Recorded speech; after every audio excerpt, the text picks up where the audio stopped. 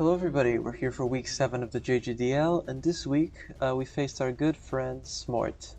Just like Alfem, I met him a few years ago in the draft space, and since then I've had the opportunity of facing him multiple times. Smart's not as into draft as most of my opponents have been the last few weeks. He's still a very decent player, and he should be respected. Um, so, looking at his team, the truth is I feared a lot of these guys. Hoopa and Infernape, my personal favorite Pokemon. Salamence is really scary, and so is Zarude into my team. So there were a lot of threats to respect against my opponent this time around. Uh, Other than that, we could also see a lot of pivots. Smart likes to draft these get in, get out style of teams. While he can use like a lot of a pivot offense, using stuff like Slowking Galar, using Alomomola, using even lots of U-turn, lots of getting HP back, lots of hazards like Gliscor, um, just this kind of stuff all around. So going into this, the first thing I noticed was, and a person like John will identify this immediately, was that the teams that I tend to use in OU, at least during the last 4 days where I've been laddering, were terrain offense teams, and those are really popular in OU right now at the moment. I don't have a Rillaboom, but I have a Thwackey, so I could make use of that, which is pretty interesting. So the first thing I noticed was that this Hatterene set completely destroyed my opponent if Tinkaton was down, and if Slowking was chipped. But even then, after a Calm Mind, I kind of 1v1 Slowking anyway, because I have Grassy Terrain Recovery. And I don't die to anything else, unless it's like a Bandit Power Whip from Zarude after. So yeah, the goal with this set was to, just set up, just get Thwackey in on Gliscor, get this thing in on Gliscor, don't let it set up hazards, and just sweep after Tinkaton is down. That is very important though. Tinkaton had to be down at this point, because otherwise I eat a Gigaton Hammer and my hopes of sweeping are gone. Ryan Gosling, on the other hand, is also a setup variant this week with Bulk Up and Drain Punch, because Alamomola just kind of made it so I could only run either this one or a set that had like a special move on it, like Boomburst or Grass Knot in terrain. But I figured that Bulk Up Drain Punch was just safer versus everything, because like look at +1 Jet Punch versus most of this team. It's just completely destructive. Like Smart can't do anything most of the time. Then Steve Carell with the Steel typing to switch in on Gliscor, get the Grassy Terrain up. I kind of figured that Smart wouldn't bother to run high horsepower on his Gliscor, because he wouldn't expect Thwackey. So yeah, this set is also pretty good. After an SD, I kind of do a lot against this team, especially if my opponent does not bring Salamence or Infernape. If I play this correctly, and if I manage to make Thwackey more than a support piece, I can actually kill things like the Jolteon, the Glow King, and even Tinkaton with this, or Hoopa, in fact, even Aloe as well. But yeah, that's pretty much it.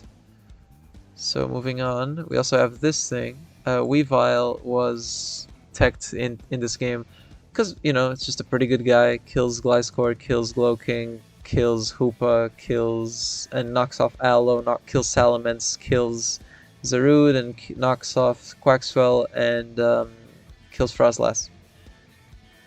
I decided to make this Weavile's job chipping Tinkaton. So I made it like a lead set to make sure that I could SD on Gliscor lead, on a brain dead Gliscor lead if Smart decided to do that, which he ended up not doing, but spoilers. So if he did do a brain dead Gliscor lead, I just SD and then or knock off on a possible Tink switch and then play from there. Maybe trade versus Tink would also be good. If I SD, he won't Stealth Rock because he's afraid. So I could have also done that, but yeah, that was my thought process. Then Henry Cavill's a Scarf variant, defensive to eat hits from Infernape, Zarude, Hoopa, possibly, and I believe I've said everything. And being faster than Jolteon was also a big deal, because Smart did have speed control in this game. And then there's Jack the Sinna. I made it slower than 0 speed IV Alomomola just to make sure that my baton passes went after his flip turns.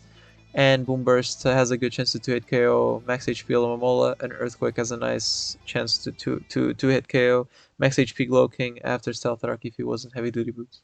So with that said, let's just go into the game. Now let me just go get the replay, because I actually haven't opened the fucking tab yet, because I'm a fucking idiot. But yeah, let's go over this game. Yeah, okay, this should be good. So let me just make sure that everything is correct here. We don't want sound on, we want it muted.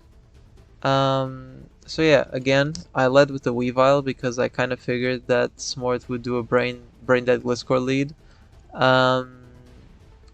If he led with Tink, then yeah, fair enough. I'd probably SD on the spot and try to trade against it, although he would get hazards up then. But yeah, let's just go. I lead Weavile on the Zarude. Now here I respect Choice Scarf, but I figure that Smort wouldn't think about that. I mean, if he's Scarf, he would just click Close Combat here.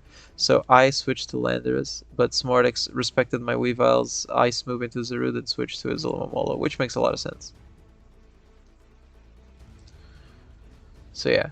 Here, there's a pretty obvious thing to do. I don't want to get scalded. I would just U-turn into the Dunsparce as this Aloe clicks Scald. I don't want Hatterene to get chipped. We figured out the item on this Momola. That's pretty big for my Palafin. Okay, here we see an example of Baton Pass actually being pretty useful, because this thing could have flip turned. It chooses not to for some reason, maybe fearing Rocky Helmet from Jack the Senate, even though this is Regenerator, but it just hard switches. I don't really know why. Switches hard, goes hard Tinkaton, which is actually unfortunate because I'd like to Earthquake this with the Dunsparce. But I end up going Landorus and making sure this thing wants to switch out. So I'm pretty sure, I believe Smart gets an opportunity to get his Gliscor in this turn and activate his Toxic Orb. So I just get Stealth Rock up to trade against that. Now, this turn, I make a slight misplay because I figured that Smart would be U-turn because, you know, against a team that has Hatterene, will he really be Toxic, Protect, Spikes, and Earthquake? Probably not, right? So here I kind of figured that he would U-turn, but I really didn't want to play with the Spike up on the field, or a Toxic Spike for that matter, which would be really problematic versus my Palafin. So, on second thought, maybe going Hatterene here was correct, because the Toxic Spike could have been really bad for my team. So yeah, but you know, if he, knowing that he U-turned now, going into something like the Dunsparce would have been much better, because he would have gone into Tinkaton and I would have gotten the Earthquake off probably. So yeah, I do go Hatterene on the U-turn. As he goes Tiffany. Now here he gets the Stealth Rock for free because, you know, this is Mold Breaker versus Magic Bounce. So I believe I just go Landorus again. Now I go Palafin, activating the Palafin. Okay, good play by me. Going Landorus on a possible knockoff. Yep, not letting the Tinkaton get rid of my leftovers. Here I U-turn and I believe I just go hard into Palafin. Palafin was EV to outspeed max speed Gliscor, so I knew that I would get a substitute off before he could taunt me or toxic me, so that's what I decided to do. And the Aloe switch is pretty obvious as well. So I just get a substitute off and get a bulk up. Smarty did not enjoy that. So this turn I actually get pretty big information. Drain punching this for Palafin would be amazing because, you know, I get HP back and I chip Zarude for later, which is very nice. But U-turn breaking the sub here tells me this is a banded variant, which is, you know, good info for me. I didn't actually realize that during the game because I was playing very rushed at the time. But yeah, because I was kind of busy, not gonna lie. I do Drain Punch Aloe. Sure, it's Rocky Helmet, but I get Lefty's Recovery, Drain Punch Recovery, and I'm pretty much at the same HP that I started. I got a sub off as it flip turns. Tink comes in. I predict the Encore here. It was really obvious, so I just get a Jet Punch off. On second thought, maybe I could have Drain Punched, but whatever. I felt like Jet Punch was okay, and I got some chip. Predicting Aloe coming in, I go into Sarah. I go into Steve Carell, sorry. He goes into Sarah. And here I make a series of misplays. Knocking this off would be good for Palafin. That is a good starting play. This is a good play here. This first knockoff, but the second one wasn't because the Gliscor switch is just so free. I should have SD'd on the switch. Because knocking the Toxic Orb gives me nothing. Here he Toxics, not expecting Terra, I guess. And I just do some damage. This protect here is kind of crazy because I could have gotten another SD off. But I decided to trade a little bit of damage versus Gliscor because the HP on Steve Carell wasn't really important at this point. Although I could have kept it healthy for later because it had sweeping potential as I said before. Smort does a good play here in U-turns, back to Zarude. And again, we know that this thing is bended at this point, so it's no surprise that Power Whip killed me here. I go into the Dunsparce because I actually live it. And I click Boom Burst, predicting that this thing would come in. Now, here, I really didn't want him to Encore me into Boom Burst, but he chooses to knock me off, gets rid of my Chople Berry, and I Earthquake, and get rid of Tinkaton. And because of the explanation I just gave during the team builder, now we know that it's time for Marilyn Monroe to go absolutely insane in this game. Look at it. Look at Hatterene versus this now.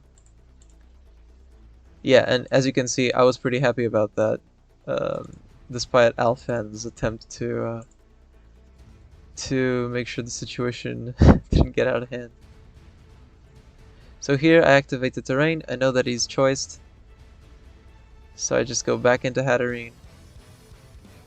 Again, not much Smart could have done. Going Hoopo was like the best play he could have made.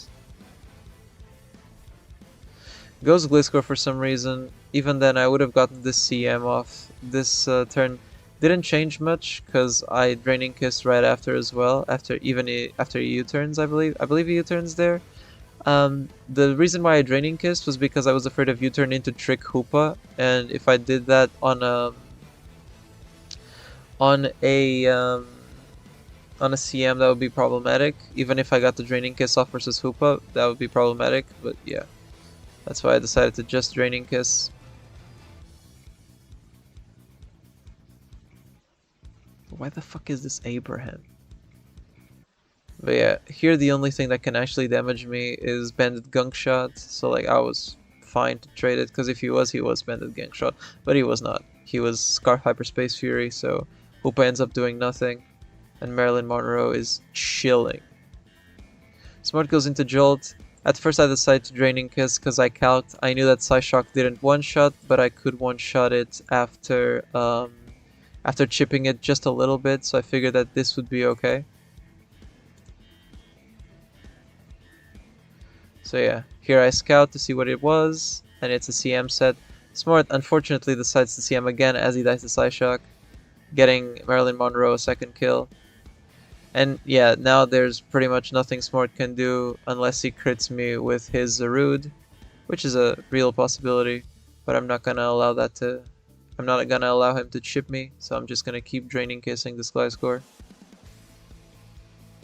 And yeah, at this point, Smart's only hope of winning is Zarude actually critting me, and he doesn't. So this game's over.